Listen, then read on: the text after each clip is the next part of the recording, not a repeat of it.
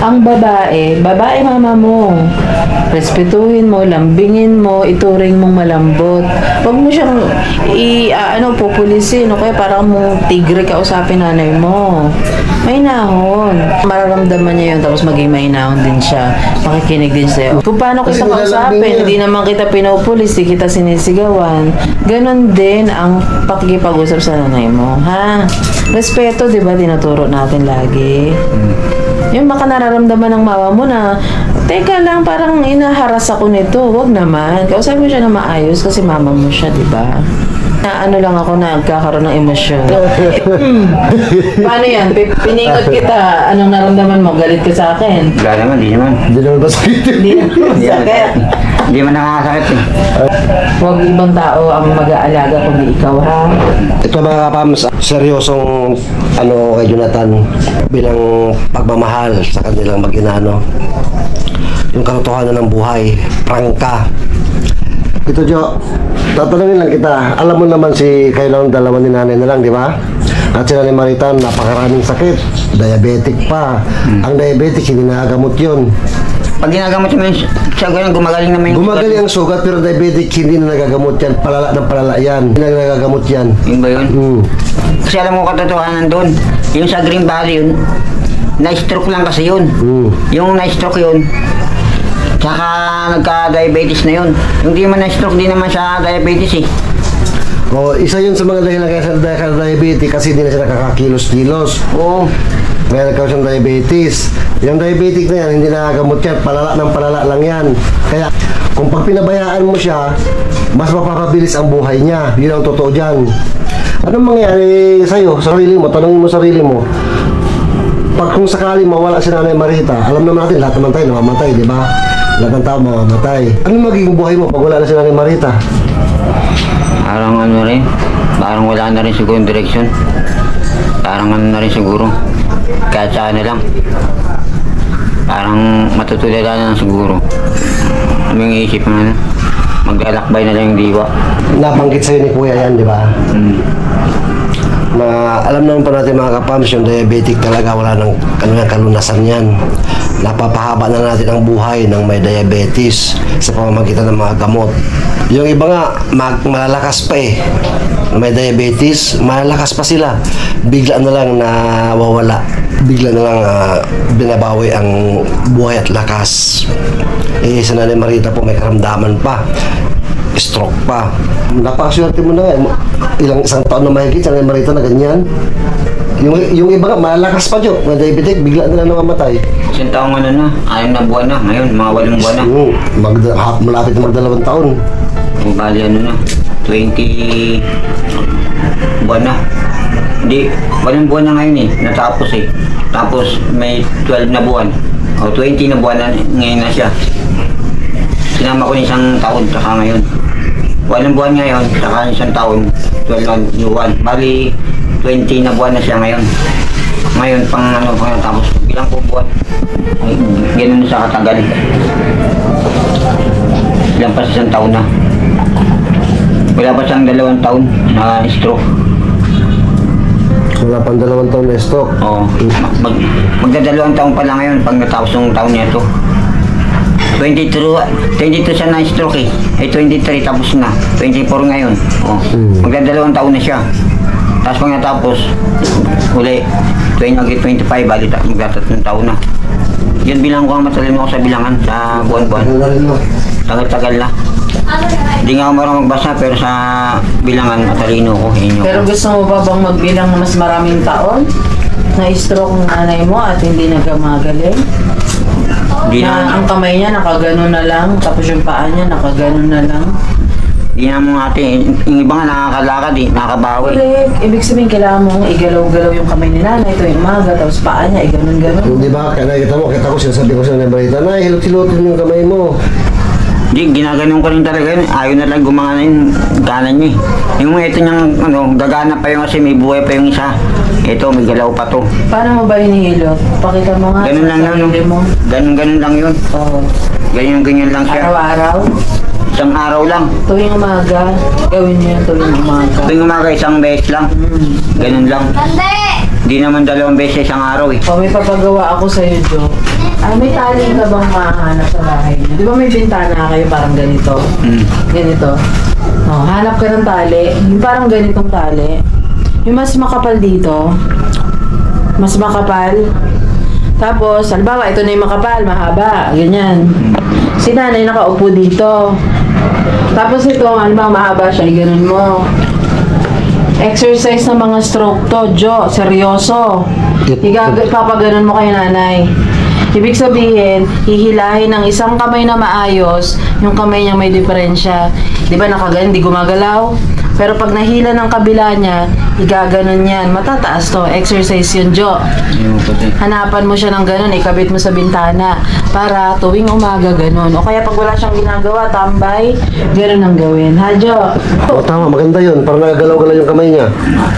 Kamay, Oo, hilahilahin ng isang kamay niya para mahilay mo. Para yung walang buhay. Oo. Yes, tulungan niya sarili niya, di ba? Bibigyan mo siya ng tali, paupuin mo siya sa bintana, gaganon-ganonin yan. Kailangan masipag din siya. At saka gusto ng mga may sakit na may sumusuporta sa kanya, ikaw yun.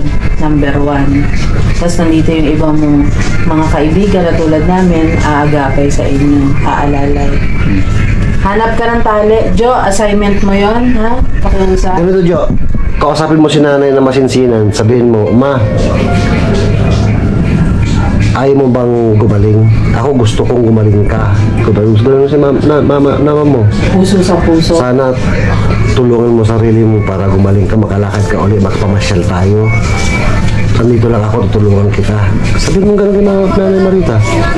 Para magpursige din siya, para maisip niya na nag-aalala ka sa kanya. Para magpursige niya sa sarili niya.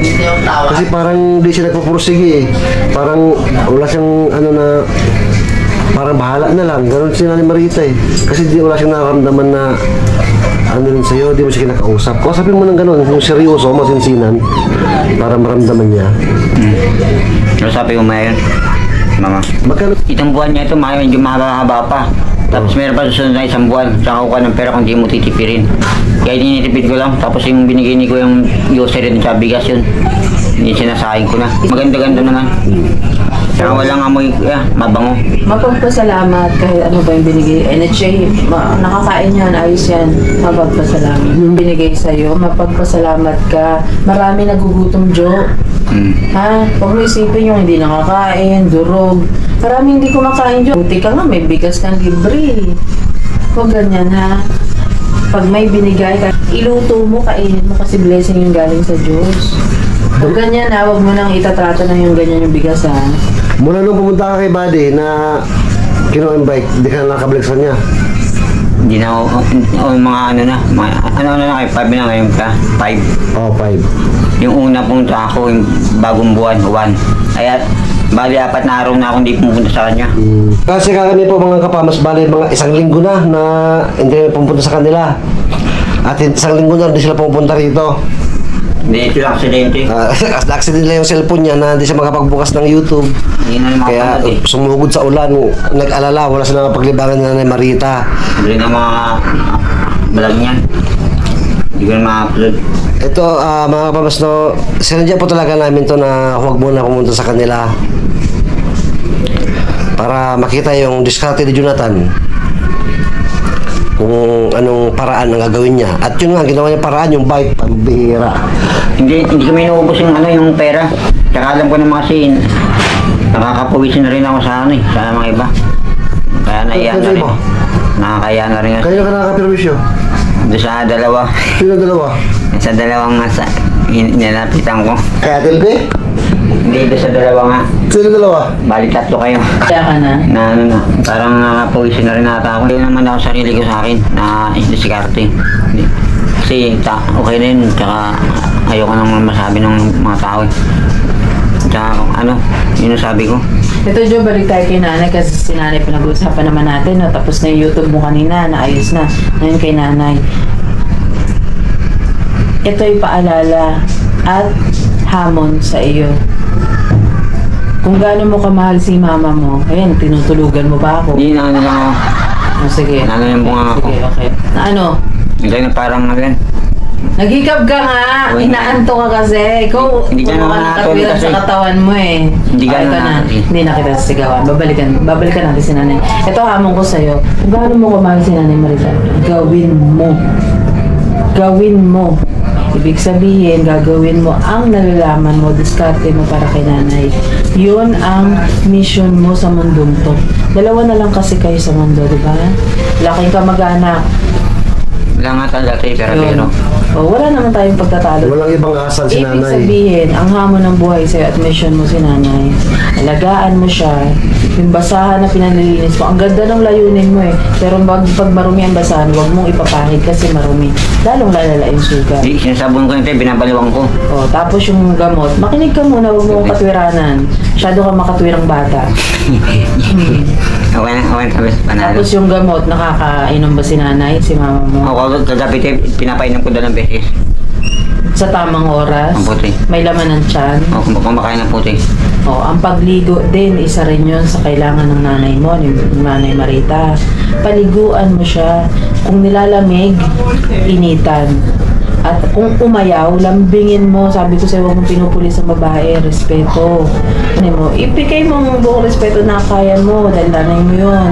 Huwag mong sigawan.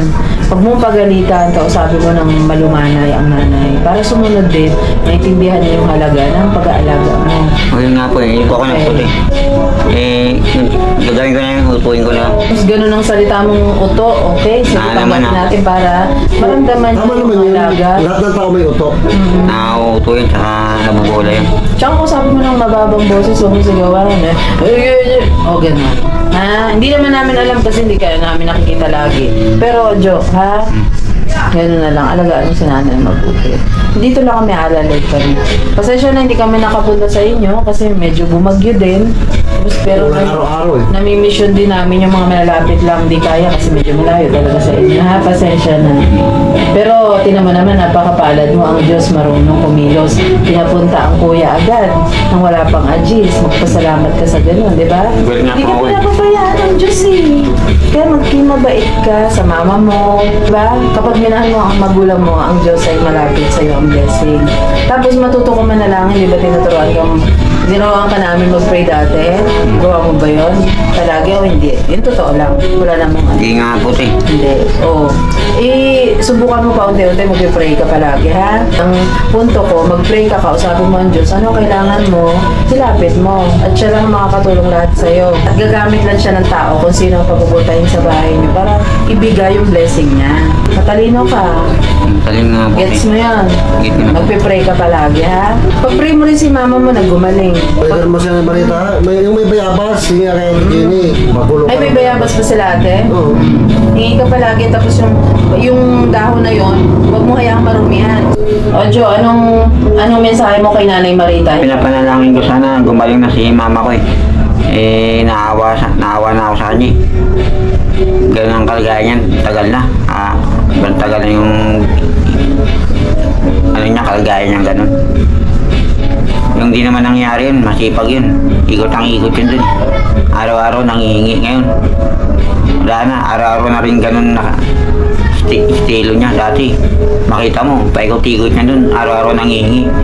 Tapos, basta may makain kami, araw-araw nangihingi yun. Ngayon, wala na, araw-araw na ganun na lang din. Kung anong sipag niya dati, makulit. Ngayon, ganun din, araw-araw na rin ganun, paras lang. Araw-araw na nangingi, araw-araw na rin siya ganun din.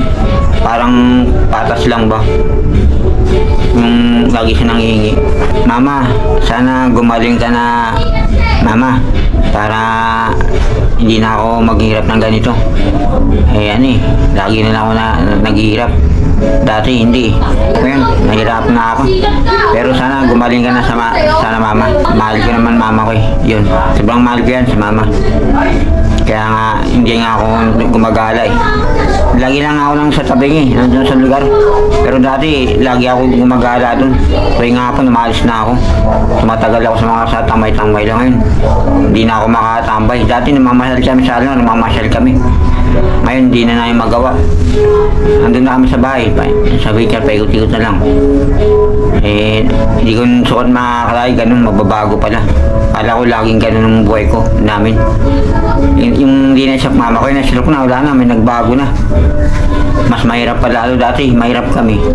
Hindi masyado kasi nakakilos kami. Kahit ganun ang bahay namin. Masarap pa rin ang buhay kahit mahirap. Ngayon, na-stroke na, wala mong bahay, tas ganyan, lalo mahirap. Kaya nga sana, inaano ko, gumaling na mama ko eh. Ilang mama eh, yung pinapalalaki ko. Sana gumaling na pa yung mama ko. Ilang inihiling ko, gumaling na siya. Inihiling sa Diyos na gumaling. Mas mahirap yung ganyan. Pag na-stroke ka, mahirap mong buhay. Yun ang nagpapahirap sa amin eh, yung kalagayan na stroke. Kahit wala ka sa buhay, basta hindi ka stroke, makakagalo ka, hindi ka nang mahirap eh. Nakakapunta ka kahit saan. Ngayon wala na eh. Pati ako nadamay, hindi na ako nakagala. Hindi pa nga ako natutunan nila kuya eh. Kaya-kaya namin ano, mabuhay mo, diskarte ni mama ko, kahit ganun ang bahay namin. Ngayon, hindi na. Kailangan ng tulong na ano, suporta. Pero kung hindi nagkaganon yun, kahit walang tulong na suporta, kaya namin. Kahit ganun ang bahay namin, nakita mo lang. Kaya namin mabuhay ngayon. Parang ano eh. Ako kaya ko, mama ko sa iniisip ko. Hindi ko maiwanan eh. Tsaka kawawa naman talaga eh. May nagbago eh, nagbago. Mas mahirap pa. Mahirap na, lalo pang umirap. Buti nga ano eh, kasi nandun, makita ko lang yung tira namin dun. Nag-Green Valley. Yung gaya niyan, yung pagaya niyan, yan. Medyo malaki ng 1/4 na niyan, daanan niyan. Hindi kakasa yung wheelchair dyan. Sa likod kami, may puno, may basura pa. Oh, hindi na makakalabas si mama kung na-stroke yun doon na yun. Buti nga dyan eh, tsaka may tumira sa asada eh. Ay, kakagala-gala. Malaya doon, mahirap, baka lalong hindi tumagal mama ko ron. Baka mapadali. Ay, buti nga dyan eh, tumagal eh. Mama ko eh. Yung hindi kami natakita ron eh. Kung hindi stroke mama ko, tagal na namin nung kahit yung ganyan ng bahay namin, tumagal kami. Hindi stroke eh. Ngayon na stroke, hindi tatagal mama ko ron. Ayoko sana umalis dun, pinapalis kami ron. Eh, kahit anong mangyari yun tuloy. Wala. Umalis talaga kami, hindi ko kagustuhan. Hindi kami alis dun eh, tagal na namin dun eh. Kailangan na yung daano dun, yung sa likod ng yero. Kasi may pintuan dito sa loob ng bahay nila, sa likod doon na binubuksan. Pero kung hindi narangan yun, baka makikita mo totoo nga. Pinunta ko na sa Ate Mayra doon. Alaman ni Mayra yung lugar niya, mati nila kuya. Kaya yung magkakapahindik kasi sa tikit, yung body sa gusto niya, hindi pa nakita. Oo, hindi tatagal yun, grabe yung lugar doon. Oo, makita mo. Doon kami nakatira, may ilang taon na kami ron. Tagal na. Nagkawala na yung mga tao ron eh. Doon kayo tumira ng nanay, ng kapatid mo? O, yung palibot yun, malaki yun, yung lupa yun eh. Laki ng lupa yun eh. Kima ng babi yun. Palibot-libot na kami natira doon. Hindi kami binigyan ng sarili. Yung iba nga eh, binibigyan eh. Kitaker na kami, hindi kami binigyan. Oo, katiwiran pa nila. Pinatira, wala naman doon, laki luto sana, binigyan kami kahit maliit lang. Kung hindi na natagal doon, kasama't pa nga ako eh, wala na kami rin eh. Akalis tumagal mama ko, ganyan stroke niya kasi palipot-lipot kami. Kasi lugar doon makita mo lang, hindi ka kasing wheelchair doon, bubuhati mo. Hirap doon lang sa may ano, yung parang ganyan bahay namin, dyan tulok, parang bundok, may mga basura. Upo, ganyan di ba, upo ka. Higa ka lang ng ganyan, tapos natayo ka, higang ganyan lang. Hindi ka piling tumayo. Ang baba, parang kubo lang. Parang bahay lang aso lang. Hindi nga tatagal, kasi dahil basura. Sa video yan eh. Oo, napalaga namin yan. O yun. Tapos nakahagat pa kayo ng daga doon. Oo, nakagat na kami daga rito. Mas may tubig doon. Mas malupit nga, pero yung stroke mama ko, tumatagal kami, ilang taon na kami ron. Ikakawala na tao ron. Ay na-stroke, di tatagal. Oo. Kaya nga, sabi ko sa iyo eh, tatagal kami kung di kami na hindi sa mama ko eh. Kahit ganun ang buhay namin. Wala pa tumutulong na ano, mga kagaya ni kuya, ninyo. Bigay lang pagkaningi. So matagal kami. Ngayon talagang hindi na. Para sa mama ko na lang, tulungan na lang kahit hindi na sa akin. Yung tama nga sabi niyo, sa mama ko na lang. Yung inihiling ko sana. Totoo nga sinasabi ko, hindi ako isinungaling. Nasa video nga yan eh. Yun nga masabi ko sana. Kaya nga kawawa nga kami. Ikaw hinili ko magkaroon sana ako sarili lupat bahay at maliit lang eh. Kaya hindi na ako mamordeme eh. Kasi buhay pa kuya ko na kasi palipat-lipat kami ron. Gusto ko magkaroon kasi tagal lang akong parang wala, kawawa kami, wala akong tirahan. At nagawala na tao, wala pa rin. Yun ang inaasa ko magkaroon dapat. Pangarap ko, kunti lang. Parang magkaroon ng sariling tirahan lang sana, yung wala nang binabayaran. Tapos pinupunta ni mama babayaran mo sa kuha. O diba? Eh sa kasada nga, pag tumira ka, walang bayad O, ang hinihiling ko sana, patira lang ng maliit ka, walang babayaran. Nakuha. Kahit sa pagkain lang manghingi ka, makadiskarte ka lang, mabubuhay ka Sa may titirang ko Babalang kalagayan ko, pangarap ko. Di man ako mataas magkaroon ng malaki, kotse. Di man akong bababa ang taas ng lipad. Yun ang story ng buhay ko Masabay-abang mo yung buhay namin Maniwala ka sana Kaso hindi nyo nakikita yung buhay namin dati. Punta kayo doon, maniniwala. Ito yan. Sinawaling ako. Ang original namin doon sa may sa P6, yung Kilaptini. Yun ang original namin totoo. Una, pangalawa lang yun. Yung palibat yung lugar namin yun. Dami namin tagarong kami, nawala kami ng tirahan. Pero sana kasi binenta ng lolo ko lahat Walang tinira sa amin. Para sa mga apo na lang Hindi inisip. Kaya kasi dito nga, hindi pumupunta Sino dito? Kapatid ko, yung pogi. At barumbado yun. Parang tayo makipagsabayan, makapalamukhaan yun. Saka pogi yun, hindi ka mananalo doon kaya sa akin. Ay sa akin, sa amin. Magugustuhan mo ko pati kuya ko. Pero isa hindi nyo magugustuhan yun. Maraming ayaw doon kasi yan maraming busy yun. Ako marami na magugustuhan sa akin kasi mabait daw ako. Sa sobrang kabait ako naman, lalong niloloko yung nakapis. Sobrang bait ko, parang tinatawanan ako, parang wala lang, parang niloko-loko lang ako sa bait ko. Pero pag ako nagalit naman, isahan lang. Patatawan ka, hindi ka na uulit. Yun, silito alam na ugali ko, ganun ako sa kanya. Pag sumabog, isahan lang. Ako, pinag-ibigyan ko lang, kahit tumagal. Pero pag napuno na, yun ang ugali ko. Hindi ko alam, bahala na. So, paano Joe? Sila ni Marita, walang kasama doon. Okay. Para gumala na yung mag-isa. Hindi na ako yun. Okay, ingat ka ha. Okay na yung cellphone mo. Okay na. Gumana na. Bumalik na. So hanggang dyan po mga kapams. Spread love ng araw-araw. Good vibes araw-araw! Dito lang po yan sa LB Vlogs Family. Bye-bye. Bye po. Mga kapogi! Mga kapogi. Mga kabams! Mga pams.